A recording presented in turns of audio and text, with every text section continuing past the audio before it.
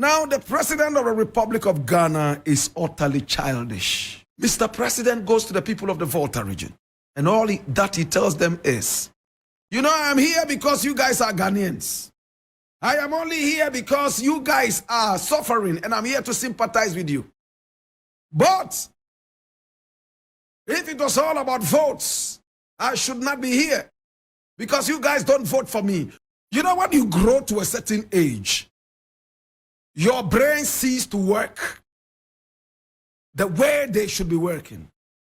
I think that is where the president has reached right now. You're watching Happy Home TV. For more entertaining and educative videos, kindly subscribe to our YouTube channel and turn on the notification button. Follow us on Facebook at Happy Home TV. Call us on +233 540 523957 or email us on abnagin2022@gmail.com. Happy Home TV, your home of entertainment and lifestyle trends. Now, the very first story we are looking at today is coming from my Joy Online. And it says, if it was about who votes for me, I shouldn't be here. President tells Akosombo Dam spillage victims. And I read,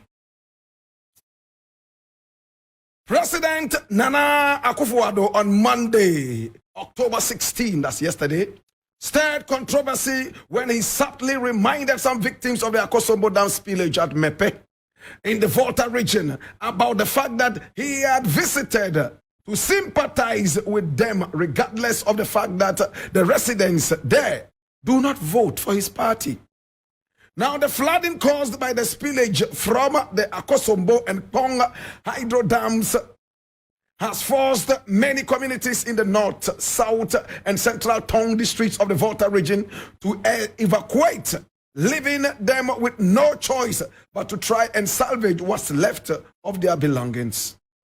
The situation is dire, with staff at the Kamboni hospital having to evacuate their quarters and seek shelter under a pavilion. I'll leave it here.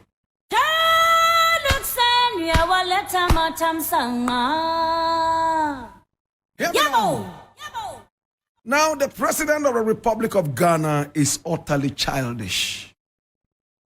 I remember when Bob Marley said, once a man, twice a child. My brother, my sister, the president is living this phenomenon. My brother, my sister, you know, when you grow to a certain age, your brain ceases to work the way they should be working. I think that is where the president has reached right now. He's actually suffering from dementia, plus or minus. Even without a doctor telling us this, we can decipher and hazard a guess that this president has gone down the hill with his brains. My brother, listen. These are people who are suffering from a certain careless, nonchalant spillage that could have been prevented. Because of unprofessionalism, the VRA and the NADMO are not able to rise to the occasion because we put square pegs in round holes every now and then. Because our politics is mostly tribalistic and religious. My brother, my sister, how many people go to the ballot box looking for somebody who goes to their church? How many people go to the ballot box only looking for somebody who comes from their ethnic group? How many people go to the ballot box and they are ready to only vote for somebody, my brother, my sister, who has a handsome or a beautiful face, without looking at the character, the content of the character of the person? Now, if you have a nation like this, where people only vote on tribal lines, religious grounds, my brother, my sister, and aesthetics, physical aesthetics, then it means that we are in trouble. Mr. President goes to the people of the Volta region for no reason. Mr. President decides that he would let them understand that even though they do not support his party, he is there. Better still to tell them that, listen, I am only here not to sympathize with you. I am here to remind you that in the next election you need to vote for me, or else Whoever takes over my party will not have the privilege of coming to you. My brother, my sister, when we live in a nation where political parties only look out for people who support them, this is what you can see. My brother, my sister, people are suffering. Some people have lost all their life savings. Some people have lost their homes for good. Some people have become sick momentarily. Some might have even lost their lives. And the supposed first gentleman of the land makes a trip to the area after spending so many days flying out of the country and attending useless meetings that do not make sense to the average Ghanaian. He returns to the nation and he goes to the people of the Volta region. And all that he tells them is, you know, I'm here because you guys are Ghanaians. I am only here because you guys are suffering and I'm here to sympathize with you. But if it was all about votes, I should not be here because you guys don't vote for me. Was there the need to remind the people that they don't support you? Have they so soon forgotten that actions speak louder than words? It's almost like trying to help somebody out. Imagine you have somebody who is sick and is in bed, and you know that this is an avowed enemy of yours. Do you need to go to the hospital with gifts and say, listen, I know you are my enemy, but I'm coming to support you because you are sick? You are no more empathizing with the person. You are there to mock the person.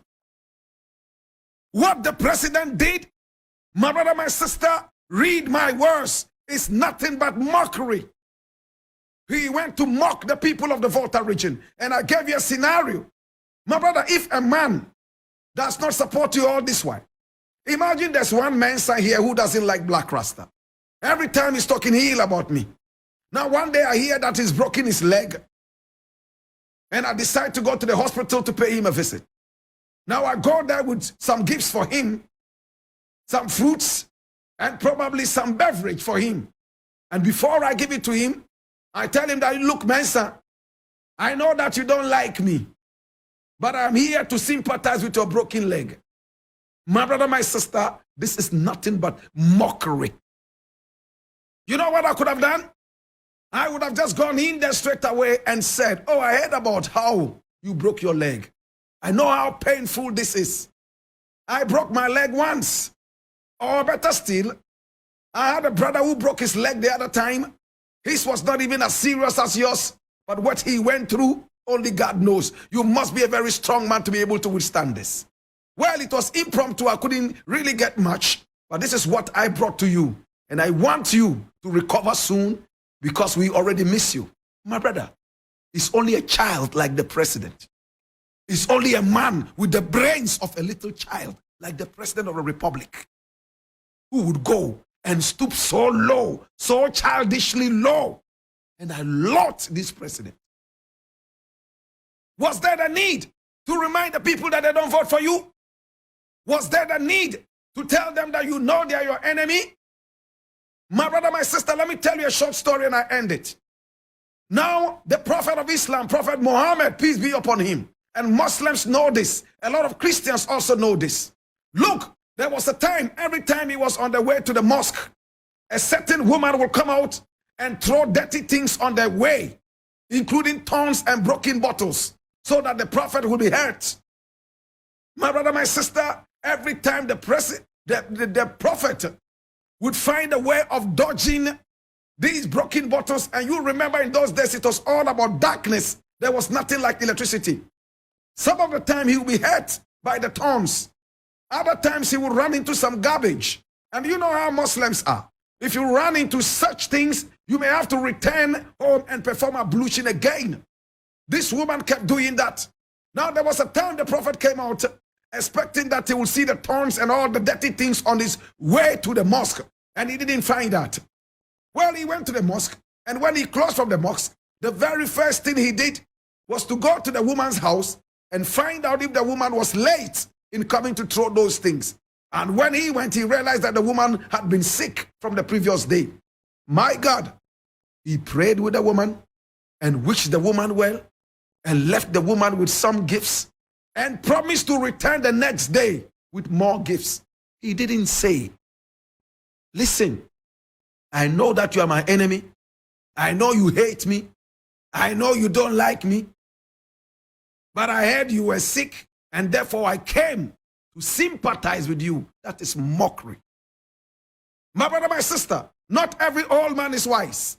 There are some old men who have the brains of little children, and this president is one of those. To the people of the Volta region, ignore this childish president. To the people of the Volta region, I empathize with you. Does the president know the difference between empathy and sympathy? My brother, my sister, to be a leader, you need to be able to toe the line properly. You need to know a little bit of psychology. It's not every time you open your mouth and spew garbage. My brother, my sister, what the president did was nothing but mockery. And we, the good people of this Ghana, dissociate ourselves from the childish utterances of this president. He is not our president in this case.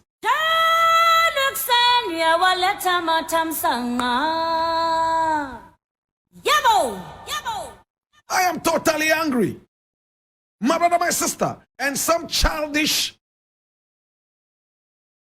party hoodlums, my brother, my sister, will come out and try to put a spin on this. Look, we have to condemn this. It doesn't matter if it's Mahama who said it, if it's Addo who said it, Alan Chermatin who said it, Canada, Japan who said it. It doesn't even matter if it's Blakk Rasta who says it. The most important thing is that wrong is wrong and right is right. You can't continue mocking the people.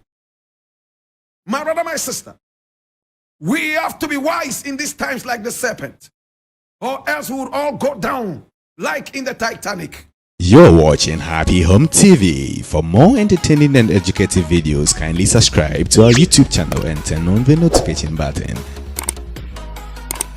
Follow us on Facebook at Happy Home TV. Call us on +233 540 523957 or email us on abnagin2022@gmail.com. Happy Home TV, your home of entertainment and lifestyle trends.